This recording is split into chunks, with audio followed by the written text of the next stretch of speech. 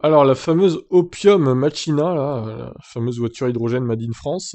La dernière vidéo que j'ai faite dessus, je me suis fait bien alpaguer dans les commentaires. Il y a des pros Opium, hein, visiblement. Peut-être qu'ils ont pris de l'opium d'ailleurs, pour être à fond sur cette marque. À la veille des fêtes de fin d'année, le constructeur français Opium a annoncé une nouvelle levée de fonds pour poursuivre le développement de la Machina, sa toute première voiture à hydrogène.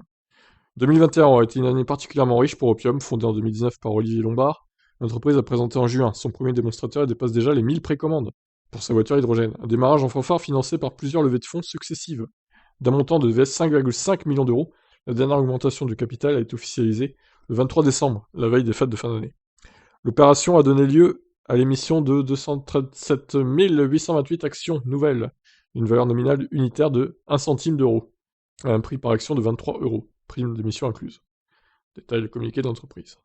Nous poursuivons avec force et détermination notre ambitieuse feuille de route qui vient nous conduire à commercialiser en 2025 l'Opium Machina, la première berline haut de gamme à propulsion hydrogène au monde, avec une actualité riche dès le premier trimestre 2022. A réagi Olivier Lombard qui détient 48,96% des parts du constructeur.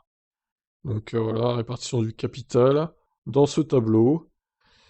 Bon, que dire de ce constructeur? Je sais pas trop quoi en penser, honnêtement. Sur le papier, ça a l'air bien parti pour eux. Maintenant, ça reste une voiture à hydrogène. On sait tous que l'hydrogène, pour les voitures particulières, c'est pas la folie. Pour les transports, c'est un peu mieux, mais pour les voitures de monsieur, madame, tout le monde, même les voitures sportives, finalement, c'est pas terrible, hein, l'hydrogène. Donc, est-ce que ça va vraiment marcher?